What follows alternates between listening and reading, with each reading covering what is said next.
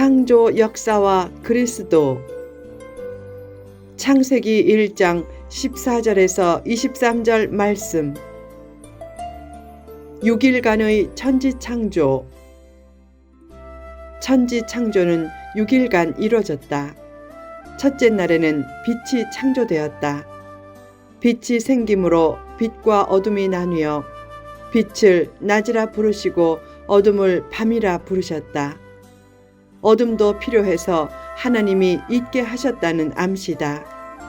빛은 낮에 일할 때 필요하고 어둠은 밤에 쉴 때 필요하다.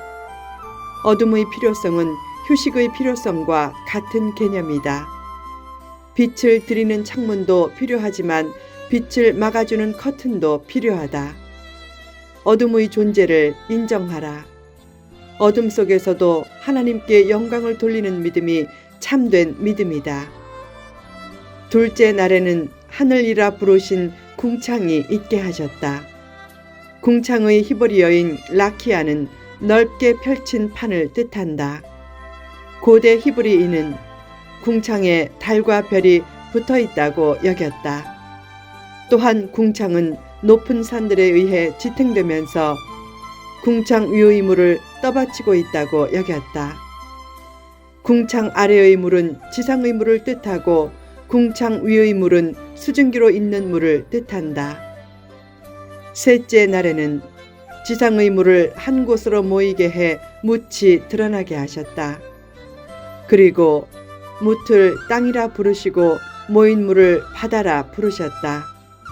그리고 땅에 풀과 채소와 나무를 내게 해서 최초의 생명체가 존재하게 하셨다. 넷째 날에는 하늘의 궁창에 광명체들이 있게 해서 낮과 밤이 나뉘게 하고 그것들로 징조와 계절과 날과 해를 이루게 하셨다. 두 큰 광명체인 태양과 달을 만들어 큰 광명체인 태양으로 낮을 주관하고 작은 광명체인 달로 밤을 주관하게 하셨고 별들을 만들어 궁창에 두셔서 땅을 비추게 하셨다.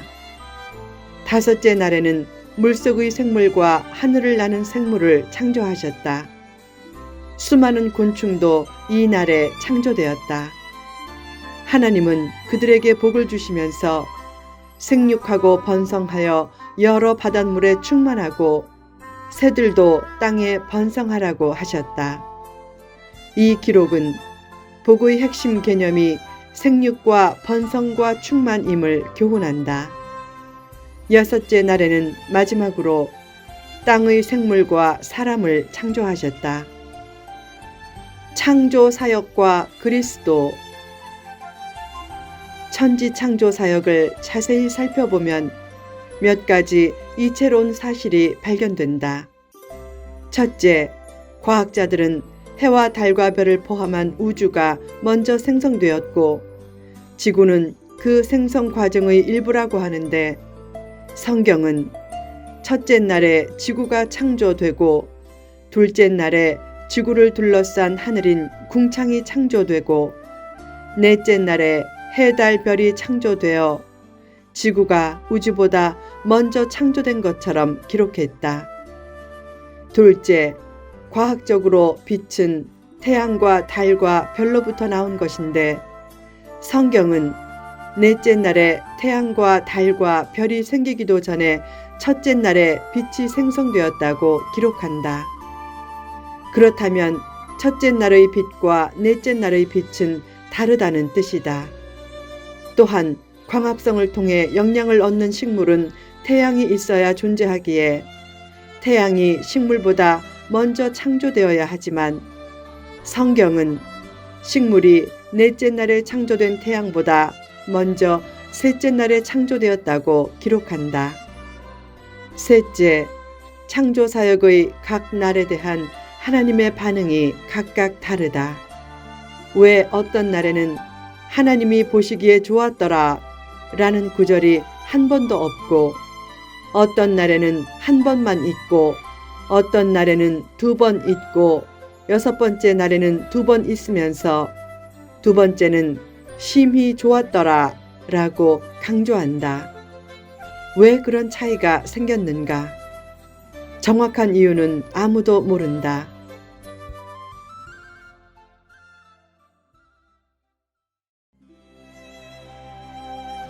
일부 성경학자는 창조 사역을 예수님의 사역과 연관시켜 우화적으로 해석한다.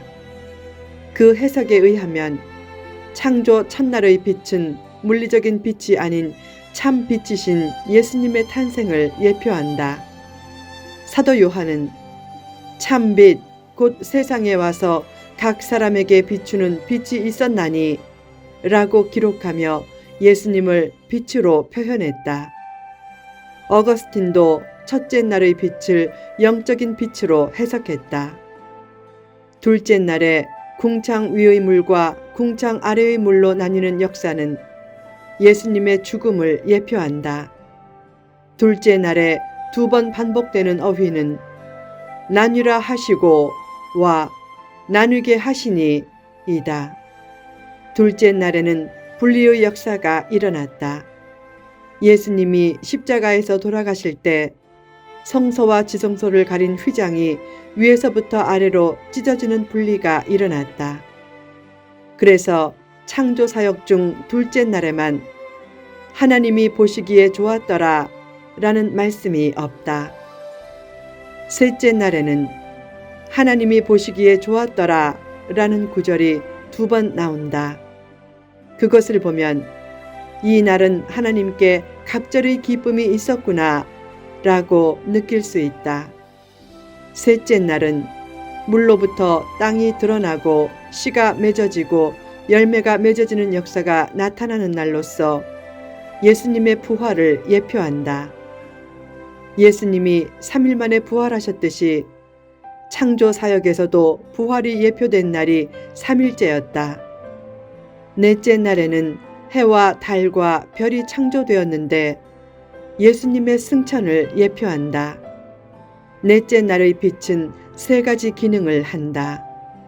땅을 비추는 기능은 의의 태양이신 예수님을 상징하고 낮과 밤을 주관하는 기능은 만물을 다스리는 권세가 있는 예수님을 상징하고 빛과 어둠을 나누는 기능은 궁극적인 심판자가 되신 예수님을 상징한다. 다섯째 날은 사람과 땅의 생물을 제외한 모든 생물을 창조한 날로 성령으로 오신 예수님의 사역을 예표한다. 다섯째 날의 창조에서 볼 수 있는 충실한 생명력은 오순절 이후 성령의 역사로 기독교가 널리 퍼지게 된 사실을 예표한다. 여섯째 날은 땅의 생물과 인간을 창조한 날로 예수님의 재림 사역을 예표한다. 로마서 5장 14절은 아담을 오실자의 표상이라고 했다. 아담으로 대표된 인간 창조는 다른 생명과는 달리 완전한 생명이라고 말할 수 있다. 그것은 예수님의 재림 이후에 변화될 성도의 생명이 완전체가 됨을 암시한다. 이상의 영적 창조로는 해석상의 논리이지 성경적인 진리는 아니다. 성경을 지나치게 영적으로나 우화적으로 해석하는 것은 잘못될 위험성이 크기에 주의해야 한다. 다만 영적 창조론을 참고할 필요는 있다. 성경의 핵심 주제가 예수님이기 때문이다. 구약의 수많은 사건과 인물과 환경을 통해 하나님이 드러내기를 원하시는 가장 위대한 대상은 바로 예수님이다. 예수님 중심적으로 살라. 마태복음 17장을 보면 예수님이 베드로와 야고보와 요한을 데리고 높은 산에 올라가셨을 때 예수님의 얼굴이 해같이 빛나며 옷이 빛과 같이 휘어져 찬란한 모습을 하셨다. 그때 모세와 엘리야가 나타나 예수님과 얘기하는 장면을 본 베드로가 감격하며 말했다. 예수님, 여기 있는 것이 좋으니 여기서 삽시다. 제가 초막셋을 지어 하나는 예수님께 드리고 또 하나는 모세에게 또 하나는 엘리야에게 드리겠습니다. 그때 하늘에서 빛난 구름이 저희를 덮으며 베드로의 입을 막았다. 산에서 운둔하며 살지 말고 사명을 따라 세상에 나가 오직 예수를 전하라는 암시다. 그때 제자들이 얼이 빠져 엎드려 떨고 있자 예수님이 다가와 그들의 등을 두드리며 말씀했다. 일어나라, 두려워하지 말라. 제자들이 눈을 들고 보자 오직 예수 외에는 아무도 보이지 않았다. 신앙생활에서 오직 예수로 만족하고 오직 예수만이 내 생명임을 고백하는 것이 초막 몇 개를 짓는 것과 같은 봉사나 헌신보다 더 중요하다. 모든 문제의 해답은 예수님이다. 예수님은 지금도 살아서 역사하시며 조만간 다시 오실 것이다. 늘 예수님 중심적으로 삶을 재편하고 예수님의 삶을 이 땅에 구현하면서 예수님의 재림을 기다리며 살라.